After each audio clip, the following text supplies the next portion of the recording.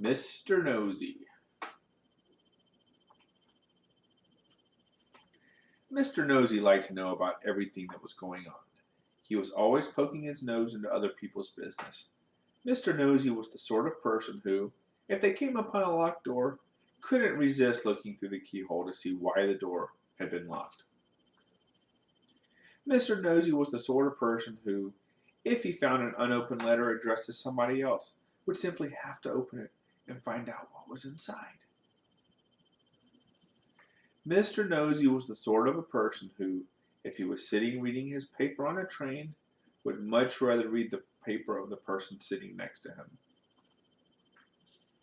Naturally, as you might well imagine, Mr. Nosey was not very popular. People did not like the way in which Mr. Nosey would peek and pry into their affairs. They did not like it at all.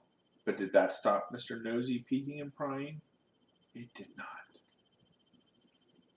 Mr. Nosey lived in a funny, tall, thin house in a place called Tiddletown. The people of Tiddletown decided that Mr. Nosey was becoming much too nosy, and so they held a meeting to discuss what to do about him. "We must find some way of stopping him being so nosy," said old Mr. Chips, the town carpenter. "That's right," said Mrs. Washer, who ran the Tiddletown laundry. "He needs to be taught a lesson." "If only we could think of a way to stop him poking his nose into everything," said Mr. Brush the painter. And then a small smile spread over his face. "Listen," he said, now grinning. "I have a plan." All his friends gathered round to listen to his plan. The following morning, Mr. Nosey was out walking along Tiddletown High Street when he heard somebody whistling behind one of the closed doors. "I wonder what's going on here," he thought to himself, and tiptoeing up to the door, he quietly opened it and peeped in. Splash! Went a very wet paintbrush right on the end of Mr. Nosey's nose, covering it with bright red paint. "Oh dear, I am sorry," said Mr. Brush, who was painting the inside of the door.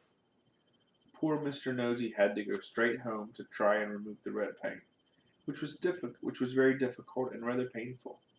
Mr. Brush chuckled to himself. The plan had begun.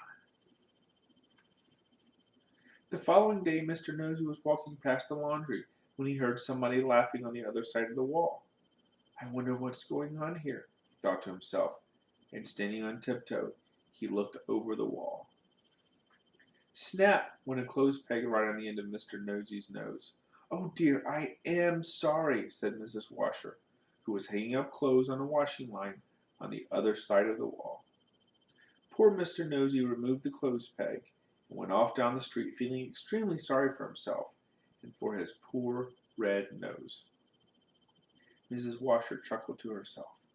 The plan was working. The next day Mr. Nosey was going past a fence when he heard hammering. "I wonder what's going on here," he thought to himself, and creeping very quietly to the end of the fence, he peeped around. Bang! Went a hammer right on the end of Mr. Nosey's nose. "Oh dear, I am sorry," said old Mr. Chips, who was nailing up a loose plank in the fence. Poor Mr. Nosey had to go home immediately and bandage his poor red sore nose. Mr. Chips grinned a broad grin. The plan was working very well indeed. The following day Mr. Nosey was walking in the woods when he heard somebody sawing wood. "I wonder what's going on here," he thought to himself, and he crept up behind a tree. He was just about to peer out from behind the tree when it suddenly occurred to him that if he did, something very nasty might happen to his nose. And so he went on his way without being nosy. Behind the tree, with the saw raised in his hand, stood Mr. Herd the farmer.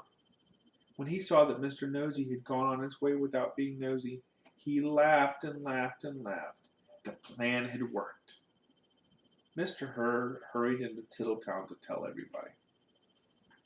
The plan really had worked, because after that Mr. Nosey stopped being nosy and soon became very good friends with everybody in Tiddletown. And that is the end of the story, except to say that if you are ever tempted to be as nosy as Mr. Nosey used to be, you'd better expect one thing: a sore nose. The end. I love my bugaboo and I love my sweetie.